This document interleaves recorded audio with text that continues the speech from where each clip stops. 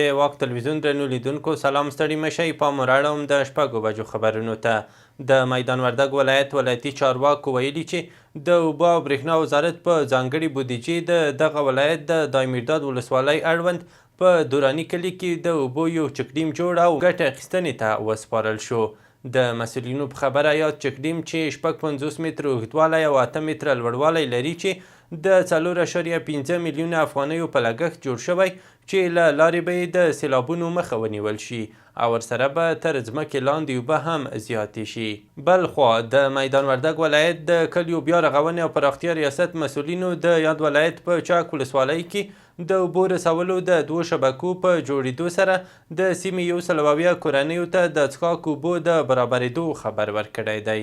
د یاد ولایت د کلیو بیا رغونې او پراختیا رئیس وحید الله رشید ویلي چې د یاد ولایت د چاک ولسوالۍ په 3 کلیو کې د نړیوالې ټولنې په مالي ملاتړ د 9 میلیونه افغانیو په لګښت د اوبو رسولو د 2 شبکو په جوړېدو سره د سیمې 120 کورنیو ته د څښاک پاکې اوبه برابرې شوي دي.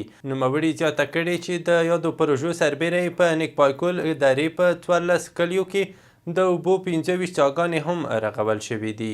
د بهرنیو چارو وزارت سیاسي مرستیال په کابل کې د چین سفارت له مرستیال باو ژوهوي سره کتلي دي. په دې لیدنه کې د چین سفارت مرستیال ویلي چې هیواد یې په نړیوال ډګر کې له سرپرست حکومت څخه ملاتړ ته دوام ورکوي او دغه راز چینایي سوداګر افغانستان کې پانګونې ته هڅوي. ورته مهال د بهرنیو چارو وزارت سیاسي مرستیال هم د بیجینګ او کابل ترمنځ اړیکې مهمې بللې او د دوه اړخیزو ګټو په بنسټ یې د دغو اړیکو د پراختیا او پیاوړتیا غوښتنه کړې ده. په قطر کې د افغانستان د سرپرست حکومت د سیاسي دفتر مشر پر خپله ټویټر پاڼه لیکلي چې د افغانستان لپاره د بریټانیا سفارت له چارسمبالي رابرټ ډیکسن سره یې کتلي دي. نوموړي ویلي چې په دې کتنه کې د روان وضعیت له نړیوالې ټولنې سره د سرپرست حکومت د تعامل او ګټو په اړه خبرې کړي دي. په سمنګانو ولایت کې د یتیمو او بې سرپرسته نجونو لپاره یو روزنتون جوړ شوی.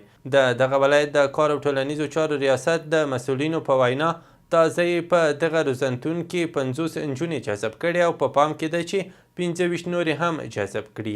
مسؤلین وایي دا مهال د نجونو په ګډون 200 یتیم او بې سرپرسته ماشومان په 2 جلا د نجونو او هلکانو روزنتونونو کې ساتل کیږي او ورته اړینې اسانتیاوې برابرې شوي دي. د کرنې اوبو لګولو او مالدارۍ وزارت چارواکو خبر ورکړی چې روان لمریز کال په هیواد کې پر 2.14 میلیون هکتاره ځمکه غنم کرل شوي چې ترې 5 میلیونه متریک ټنه غنم ترلاسه شوي او دا د تیرو کلونو په پرتله 13% زیاتوالی ښیي. د یاد وزارت ویاند رسنیو ته ویلي چې افغانستان دا مهال ټولټال 7 میلیون متریک ټنه غنمو ته اړتیا لري چې له دې جملې یوازې 15 میلیون ټنه یې هیواد کې دننه تولیدیږي او څه باندې 1.5 میلیون ټنه نور باید له بهره راوارد شي. د صنعت او سوداګرۍ وزارت د شمیرو پر بنسټ د روان لمریز کال په لومړیو 3 میاشتو کې له پاکستان، ازبکستان، تاجکستان، روسیې، قزاقستان، هند، ترکمنستان او متحده عربي اماراتو څخه د 1.8 میلیون ډالرو په ارزښت 17,000 متریک ټنه غنم هیواد ته وارد شوي دي. په کندهار کې د رختونو د یوې لویې کارخونې د جوړېدو چارې بشپړېدو ته نږدې شوي دي. د سنډوز په نوم د دغې نوې جوړېدونکې کارخونې مسؤلین وایي دغه کارخونه په 80 جریبه ځمکه کې جوړه شوې چې 50 میلیونه ډالر لګښت پرې راغلی. د معلوماتو له مخې دغه فابریکه په 24 ساعتونو کې د 50,000 مترو په اندازه د رختونو د تولید او د 100,000 مترو په اوږدوالي د رختونو د رنګ کولو ظرفیت لري.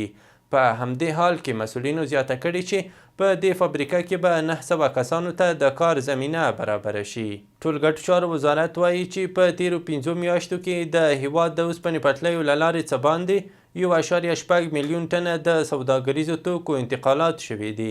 د دغه وزارت د معلوماتو له مخې په دې منځ کې 60,000 ټنه سوداګریز توکي او په ځانګړې توګه وچې میوې، معدني ډبرې او غیر الکولي مشروبات صادر شوي دي. د پنجشیر د کانونو او پټرولیم ریاست مسؤلینو نن د دغه ولایت له کانونو د تازه استخراج شویو زمرودو د پلور خبر ورکړی دی. د دغه ولایت د کانون او پټرولیم رئیس محمد قاسم امیري ویلي چې یو ځل بیا د هیواد پر سوداګرو 2604 قیراط زمرود د 315,500 ډالرو په ارزښت د کانونو د څارنې کمیټې د سیمهییزو چارواکو او سوداګرو په شتون کې د داوطلبۍ له لارې وپلورل شول. امیري زیاته کړې چې تر دې وړاندې هم له دې لارې د هیواد پر سوداګرو زرګونه قیراط زمرود پلورل شوي وو. د افغانستان بانک اعلان کړی چې سبا د چهارشنبې په ورځ 15 میلیونه امریکایي ډالره د داوطلبۍ له لارې لیلاموي. د افغانستان مرکزی بانک نن د یوه ټویټ په خپرولو سره سوداګریزو بانکونو صرافانو او د پولي خدمتونو له شرکتونو چې پر شرایطو برابر وي غوښتي څو په دې داوطلبۍ کې ګډون وکړي. یاد بانک زیاته کړي چې د لیلام ګټونکي باید خپل حسابونه د لیلام ورځې تر پایه تصفیه کړي. مرکزی بانک زیاته کړي چې د اسعارو د لیلام په داوطلبۍ کې د معاملاتو قسمي تسویې ته اجازه نه ورکول کیږي او د داوطلبۍ ګټونکي به د خپل ذمت د قیمت پیسې په یو ځل په نقد ډول او په ټاکلې موده کې د افغانستان بانک ته سپاري. پرون د تورخم له لارې 14، د قندهار د سپین بولدک له لارې 28، د نیمروز د ورېښمو پله له لارې 108 او د هرات د اسلام کلا له لارې 118 کورنۍ هیواد ته راستنې شوي دي.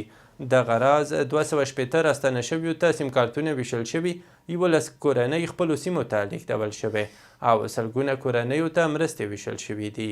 له هیواده بهر د پاکستان د څېړنې او امنیت د مطالعې مرکز په تازه خپاره کړي راپور کې ویلي چې 13 اګست میاشت د 2013 میلادي له جولای را په دې خوا د دغه هیواد لپاره تر ټولو خونړۍ میاشت وه. دغه غیر حکومتي مرکز په 13 اګست میاشت کې په بلوچستان ایالت کې ډېرې امنیتي پیښې شوې، خو د نورو میاشتو په پرتله په خیبر پښتونخوا او پاکستان په نورو سیمو کې امنیتي پیښې یو څه کمې وې.